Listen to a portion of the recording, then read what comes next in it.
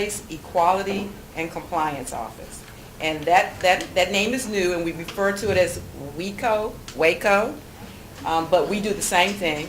We're located at 3255, and I'm there to assist you in the same things that the Civil Rights Center did, the Civil Rights Office did prior. The only thing changed is the name, and we have a few new people to help you with your concerns. Now, the theme of our program this year is the crisis in Black education. This particular event, like all special emphasis program events, is observed primarily to ensure that minorities, women, people with disabilities, and people with various sexual orientations are provided equal employment opportunity and employment and program activities. The special emphasis programs improve the workplace environment by promoting and fostering diversity through awareness. It educates employees to appreciate, value, understand, and celebrate the social and cultural similarities and differences. Now, I guess most of you already know this, but I'm going to share it anyway. Americans have recognized Black history since 1926. First as Negro History Week, and later as Black History Month. What you might not know is that Black history had never begun to be studied or even documented before this. Although Blacks have been in America at least as far back as colonial times, it wasn't until the 20th century that African Americans gained a respectable presence in American history. We owe the celebration of Black History Month, and more importantly, the study of Black history, to the late Dr. Carter G. Woodson. Dr. Woodson was born to former slaves. He spent his childhood working in the Kentucky coal mines and enrolled in high school at the age of 20. Within 2 years, Dr. Woodson graduated and earned a PhD from Harvard. Dr. Woodson was disturbed when he found that in his studies, the history books largely ignored the contributions of Black Americans. He said Black Americans didn't even figure into the picture. He felt that he needed to change this. Dr. Woodson was always one to act on his ambitions, and he decided to take advantage of this by writing Black Americans into the nation's history. Dr. Woodson established the American Association for the Study of Negro History and Life, now called the Association for the Study of African American Life and History, and this was done in 1915. A year later, Dr. Woodson founded the widely respected Journal of Negro History. In 1926, he launched Negro History Week as an initiative to bring national attention to the contributions of Black people throughout American history. Dr. Woodson chose the second week of February for Negro History Week because it marks the birthdays of two people he greatly respected, Frederick Douglass and former President Abraham Lincoln.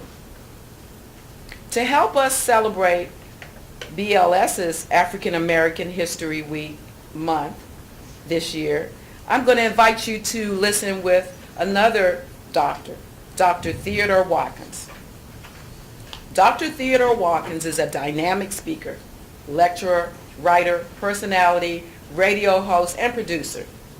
After graduating with a BA from Oakwood College and an MD from Howard University's College of Medicine, Dr. Watson completed a 5-year residency in surgery. In 1986, Dr.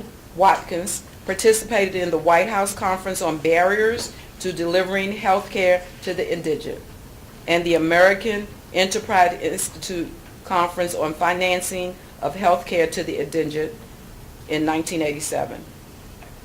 Dr. Watkins' practice also featured in 2 articles in the Washington Post in 1985 and 1987. Dr. Watkins has served on corporate and medical boards and committees. He served on the executive board of Muscle Inc., the Hadley Hospital Community Advisory Board, and as Commissioner of the District of Columbia Food, Nutrition, and Health. Furthermore, he is a national board member of the United Black Fund and founding national president of Oakwood College Medical Dental Alumni Associate. He's lectured and taught thousands of audiences in the United States and the Caribbean. I introduce you now to Dr. Watkins.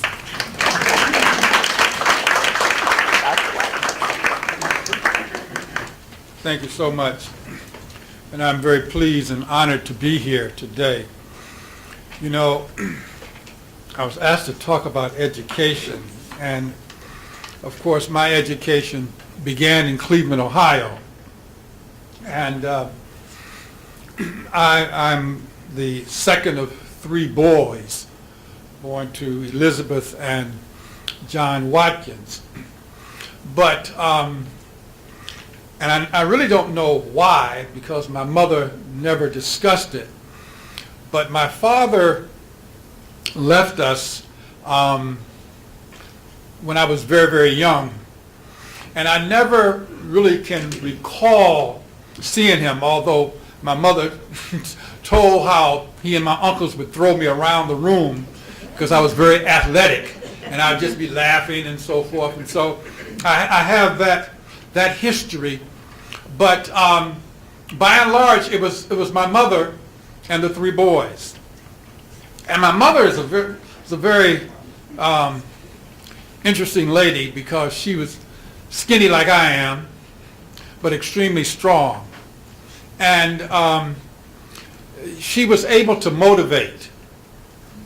And I know she motivated and inspired me, because as a little boy back in the projects, and you know, how do I do this?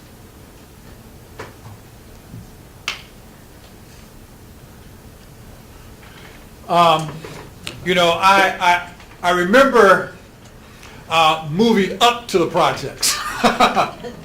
The projects was upward mobility for us. And it was funny, because when we moved there, there was roaches everywhere.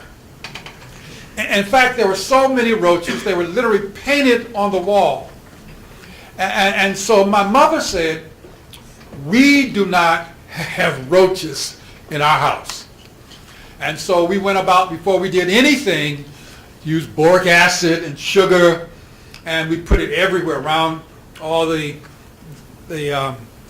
baseboards and every drawer, everything. And we were in the projects really over 20 years. I graduating from college, I think we were just leaving the projects.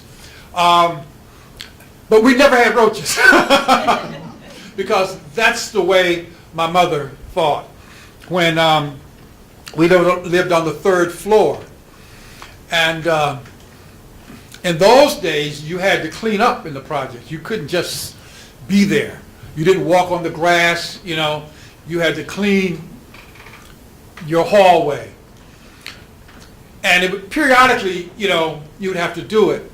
But my mother said, you can't just clean the landing that you're supposed to clean, because when people walk into this building, they don't start at the third floor. They start at the first floor. And so we would have to sweep and mop the whole building. Why? Because we live there. If you come in my house now, you'll see flowers everywhere. Why? Because growing up, we always had flowers. My mother believed in that. She said, you live in the projects, but you're not of the projects. I was about 5 years old, I think it was, when I first decided to go into medicine. Initially, I wanted to be a lawyer. And when I told my mother, she said, lawyers have to lie, son. So that nixed that. But fast forward, I learned that all lawyers don't lie, and I married one. So, but so I went back to the drawing board, and I could remember in the mornings waking up, but keeping the cover over my head and daydreaming. And I saw myself as a doctor at age 5. I saw myself as a husband. I saw myself as a father at age 5. I was very good in athletics, and I thought athletics would be my ticket to my education. So I saw myself always hitting the winning shot at the buzzer, or pitching the 7th game of the World Series. And it was funny because I'm a Seventh-day Adventist, and we were there then, so we don't play games and so forth or work on Saturday. And so in my mind, the game didn't start until after sunset because I was going to pitch the 7th game. You understand what I'm saying? And my mother is the one who really inspired me. I remember we'd have to go downstairs and wash clothes. And someone was robbed, and so normally you would wash clothes and then you would walk a few feet and you would hang them up to dry. No dryers in those days. But they partitioned off the area, so you'd have to take those wet clothes around the building, several buildings down the steps, and then come back. And so we were down there with these clothes. And I was telling my mother about high school. I was now in the 10th grade, and our school only went to the 10th grade. And I was telling my mother how I was going to be going to East Tech next year. East Tech had one of the best track teams and basketball teams in Ohio. Matter of fact, Jesse Owens, when he lived in Cleveland, he went to East Tech. And I was already going to, track practice after school. And my mother said, "No, you're not going to East Tech. Not another one of my sons are going to public school." See, my brother went to public school, and he sort of messed up. His grades dropped. He started running the women, stopped going to church, so that was it. And I cried and I cried. But my mother was able to motivate me to go down to Huntsville, Alabama in the summer, get a job in the in the laundry, and work. Why the laundry? Because they paid the most money of anyone else. And so I went there, finished high school, and was planning to go to California to college, but I was dating one of the professor's daughters, and her mother told my mother, "Theodore needs to come back here to go to college. They have an excellent pre-med program here." And it's interesting because as I look back on I was on the baseball team, I was the first baseman.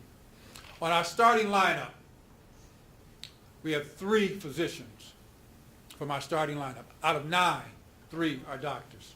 And it's one had a full ride to Yale, one went to Loma Linda, and I went to Howard. And so it's really a tribute to my mother.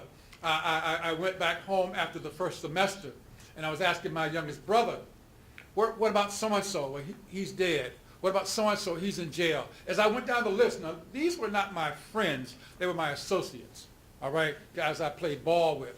Half of them were dead or in jail after one semester. I said my mother knew because I've always been skinny, but very, very aggressive. I wouldn't have made it. I remember just before I went, my mother set me down, and she said, "Son, I need to have a talk with you. You need to know that there are going to come times when you're going to meet obstacles. You're going to be right, and you're going to be able to do nothing but grit your teeth." I said, "No, no, no." And I'm wondering, why are you having this conversation with me anyway? But she was right. But the point I want to make is that at an early age, education was always important. My best friends all went to college. Matter of fact, my best friend in the projects was the first person to ever get a PhD in psychology from Howard University. Matter of fact, he did it in physiologic psych, did his research at NIH.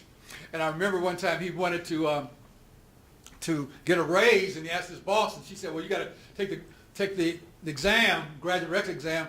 And my daughter, who's now a PhD in psych, she had to take it in 2 areas. He took it in 8 areas and passed all 8. You know, I mean, the boy was brilliant. So this is the people that I associated with. And I remember when I started working at NIH, I went to his lab one day, and he said, Rocky, you know, you're going to be an excellent doctor. You're very, very smart. And for him to say that, because he knew me, you know, was really significant. But I'm excited. I did go to Oakwood Academy, Oakwood College, went to Howard, and did surgery because a group of us were going to go down south and do the self-supporting ministry. And about my 3rd year in residency, they backed out. And I was angry, depressed. And I prayed and asked God, why? You know, what did I do? Although by this time I loved surgery, and I'm not bragging, but I was very good in surgery. And God said, I want you to leave surgery and go into alternative medicine. I said, no, you don't understand. I'm good with this knife. He said, no, you don't understand. We need people in alternative medicine. And so after a couple of years, after my 5th year in residency, I was able to back away and leave. But my heart didn't leave. I would go to the conferences, and I would go to the medicine conference, but I would always go to the surgical conference because the surgeons was my boy. They did an interview with me once on I think it was Channel 7, and they tried to get me to come out and speak negative against surgery. I said, no. I became a man in surgery because I learned real responsibility because you have a person's life in your hands and you must handle that. So I won't say too much more about that, but, you know, even though we were poor, all of us, just about all of my friends, wanted to go to college. We thought we would do so through athletics. And then some things happened. And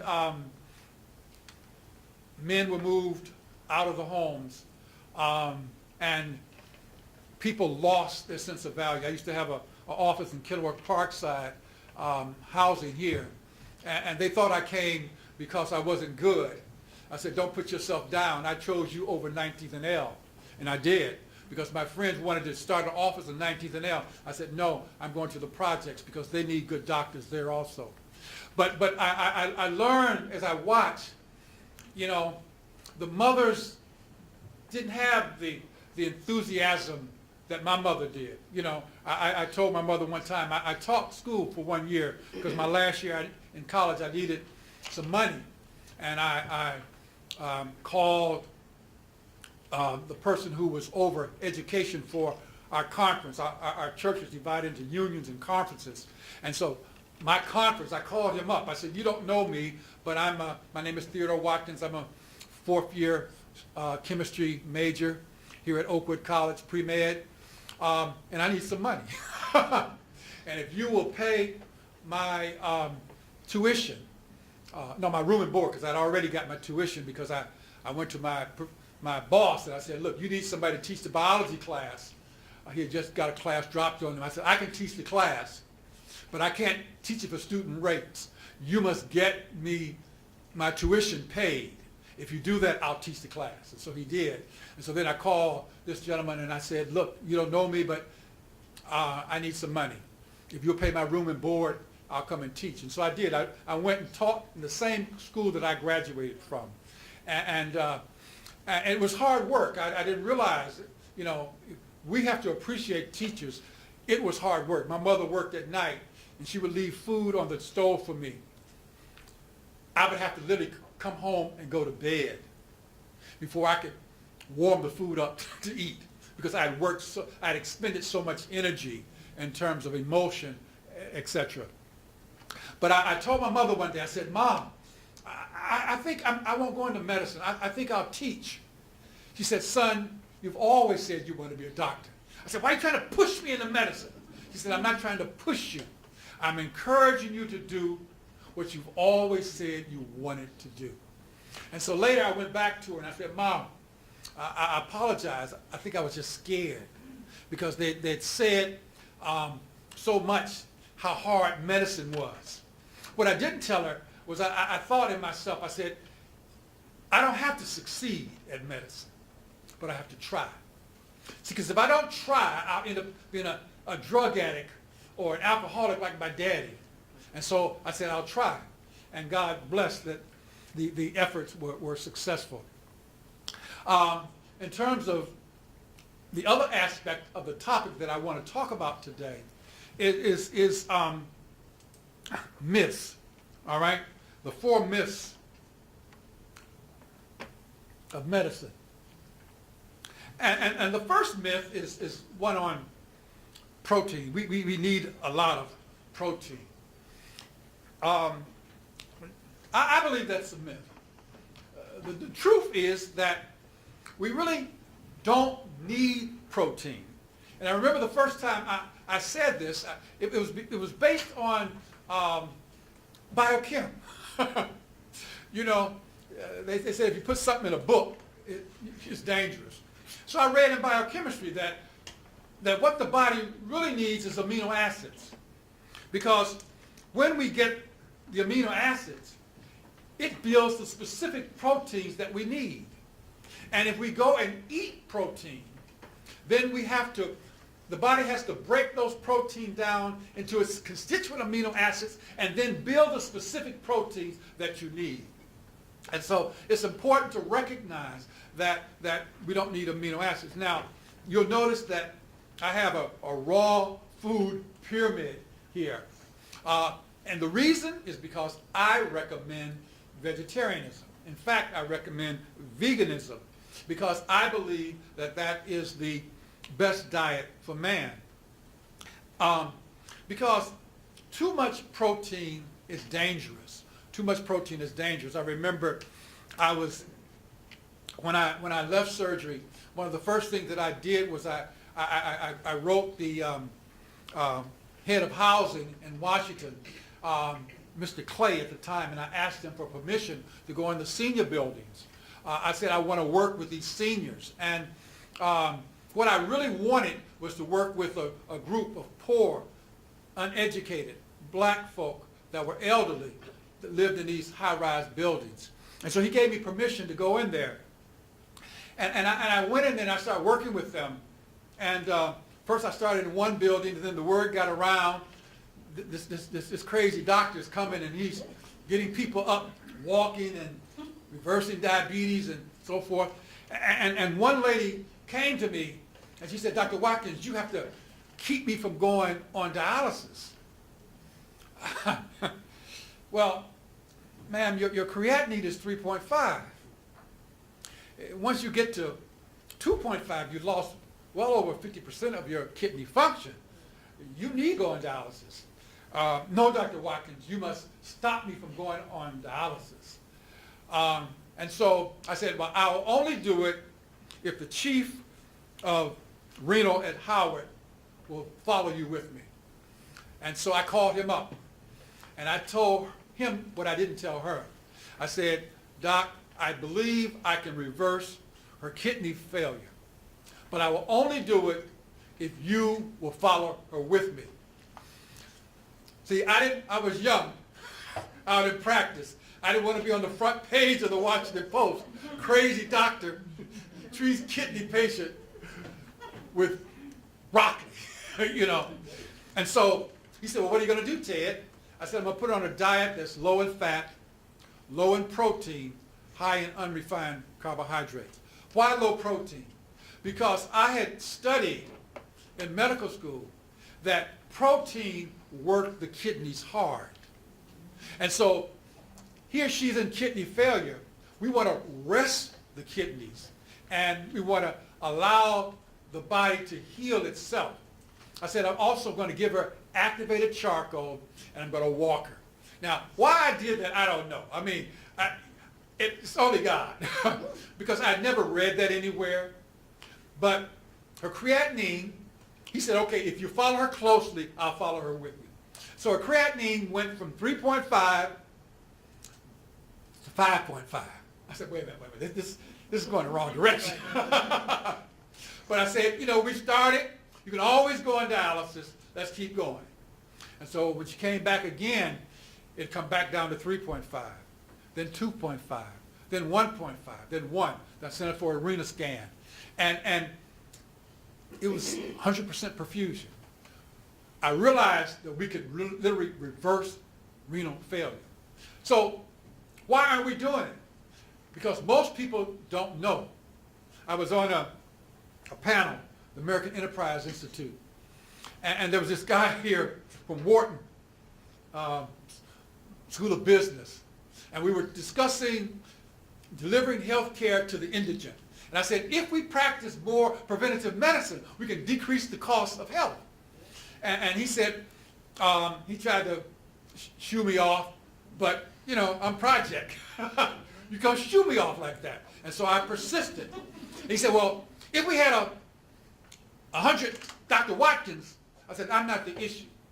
I said, it's the way we teach our doctors. I said, I took a nutrition course in medical school. It was one of the worst courses I've ever taken.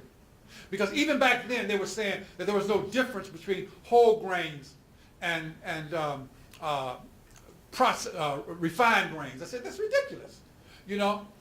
Plus the teacher was a bit obese, And I figured if you're in medicine, if you're in nutrition, you're going to practice what you preach, And so, but what we discovered is that this thing of protein works the kidneys very hard. But we've also found that protein is associated with a number of diseases.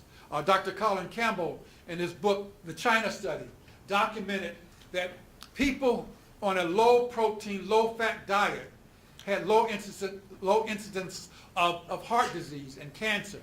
But we also know that kidney failure and osteoporosis, which we'll talk about later, are affected by a high protein diet.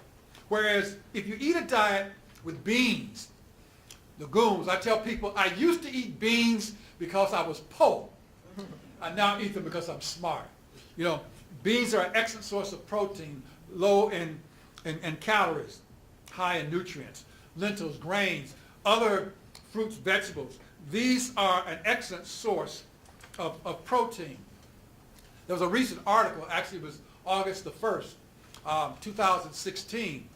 Dr. Sung from Harvard University and Mass General Hospital published an article in JAMA, which is the Journal of the American Medical Association. And he said in that article that there's a positive association with mortality with high animal diet, but an inverse, a low association with mortality in a plant-based diet. He further went on to say that for every 3% increase in the calories from plant-based protein, there's a 10% decrease in the overall death rate and a 12% decrease in death rate from heart disease. So that's a pretty significant thing. So protein is a myth, but there's another myth. That's the myth of calcium. We've been told for years that milk is an ideal food, and it's especially a food for children. Well, I would say it is if you're a child, a cow, a calf, but not for adults. And milk is, when we think of milk, we also think of calcium. And we've been programmed to believe that milk is an excellent source of calcium. And that calcium is the big problem in osteoporosis. Well, first, I have to tell you that we've been misguided. We've been miseducated. That the big problem in osteoporosis, number one, is not calcium, but that milk is not the source either. In fact, there have been numerous studies that show that countries that drink the least milk have the lowest rate of osteoporosis, and the ones that drink the most milk have the highest rate of osteoporosis. And so This is a myth. There's another myth, and that is that all carbohydrates are bad.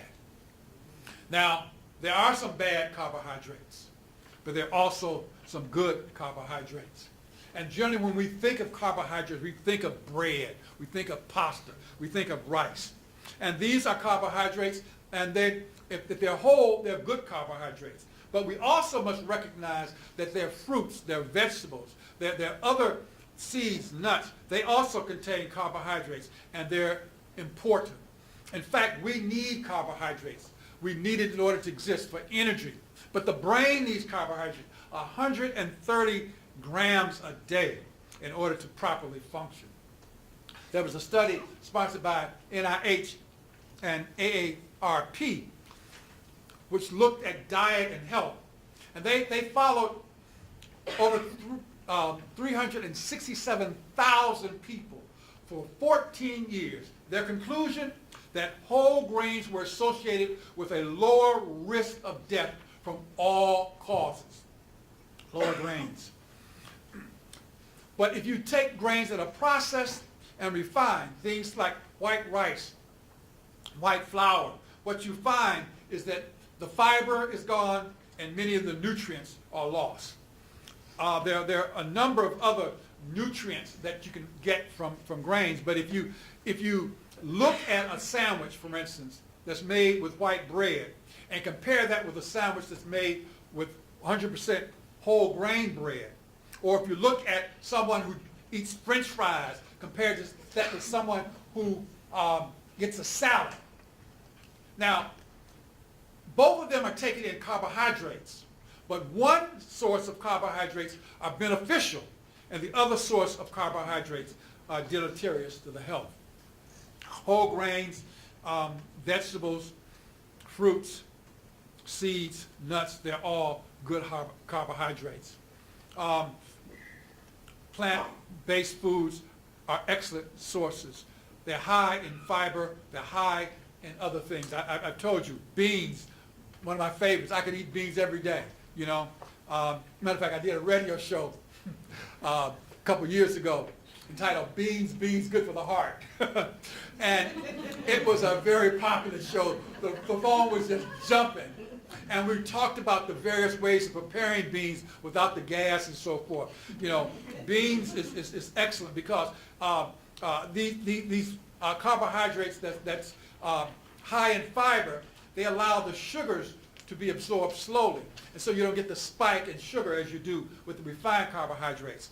And this spike in sugar, I wish I had time to talk about the inflammation that it causes. All right? It's tremendous because inflammation, I believe, and the literature is also saying, is probably the number one cause of disease in our community. But if we eat these refined, processed, enriched carbohydrates. Now, this word enrich is very interesting because they may take out 10 nutrients and replace it with 4 or 5 and call it enriched. And we don't stop to really analyze what has just happened to us. You know, we're paying more money for this enriched, which is really inferior brand, whereas studies have shown a decreased risk of heart disease, cancer, increase in weight reduction with this high fiber carbohydrates. And there are so many other vitamins, minerals, and so forth. We talk about antioxidants and other phytonutrients, phytochemicals. Well, they've always been in the foods.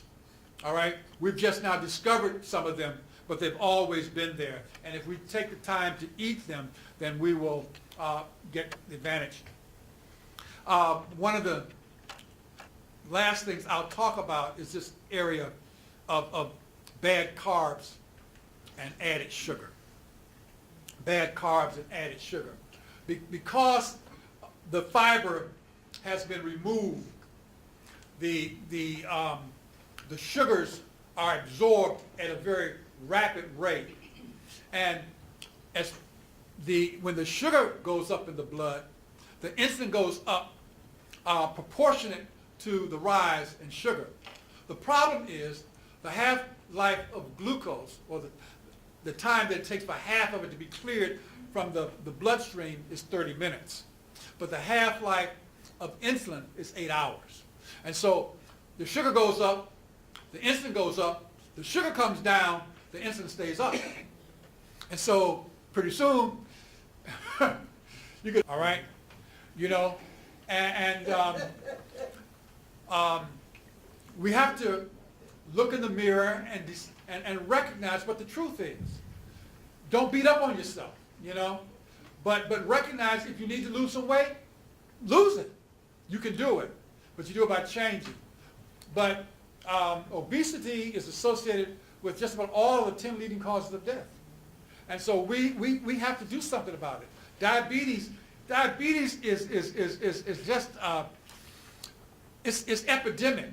I read a study last summer in California. They're estimating that up to 50% of all Californians, 50% will have diabetes or prediabetes, you know, in the very near future. So I mean, that's just phenomenal. And obesity is at the head of it, all right? And then not only is it affecting us, it's also affecting our children. You know, diabetes in children has increased over tenfold in the last 20 years. And so that's very, very important. Yes? What do you thoughts on using honey as a substitute for sugar? I used to use honey, raw honey. I've gotten away from it. I went from honey to raw organic agave, and now I still use those occasionally. Matter of fact, one of my patients has beehives, and so he brings me, you know, honey, which means that it's also very good for the immune system because, you know, the bees.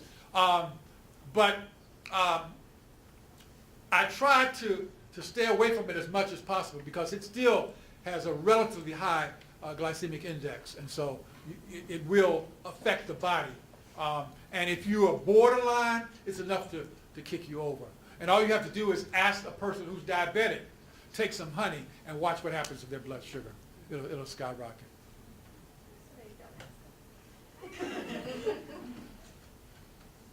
Yep. You presented a lot of data. Do you have that on a hard copy or website?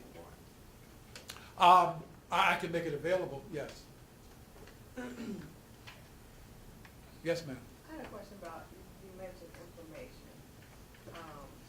Can you talk a little bit more about the causes and the... Okay, well, first let's talk about what inflammation is.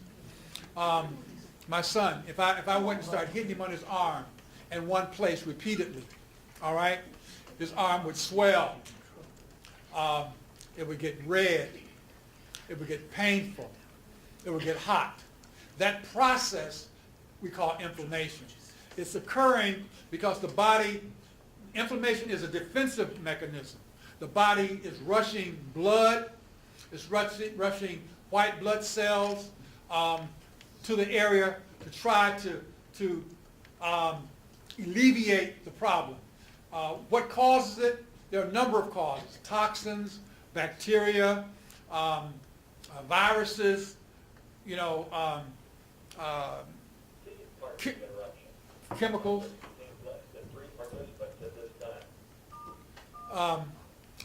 Chemicals, all of those things can cause inflammation.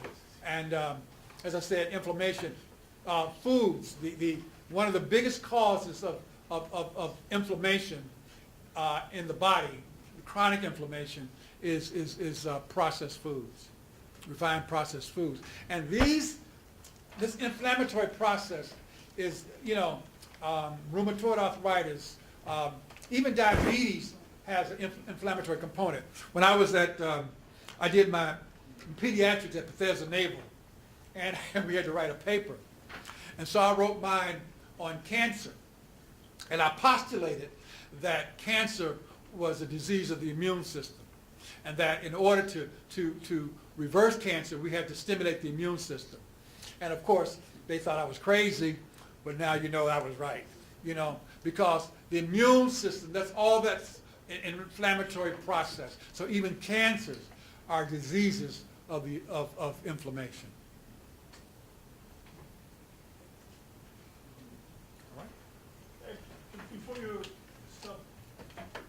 If you would like the information in hard copy or maybe electronic, please write your name legibly on here and I'll try to get it to you. Thank you.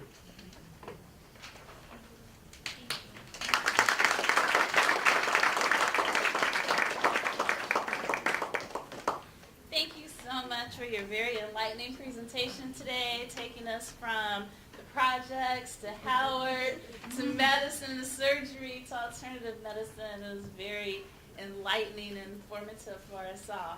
So on behalf of Department of Labor, Bureau of Labor Statistics, we'd like to give you the Certificate of Appreciation for coming and presenting to us today, as well as a little token so you'll always remember the Bureau. Thank you.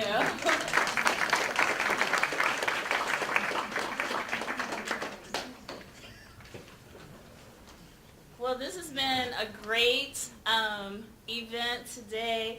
We want to give a few thank yous. We want to thank Dr. Watkins one more time, give him a round of applause, for informing us on the 4 myths of health, giving us so much information. I know I learned a great deal. Also love the story of his path and how he went, all the way through life from a child on up. It was very touching and informative. We'd also like to thank our program participants, especially Miss Arlene Ashton, for the wonderful opening and brief history of African American Month.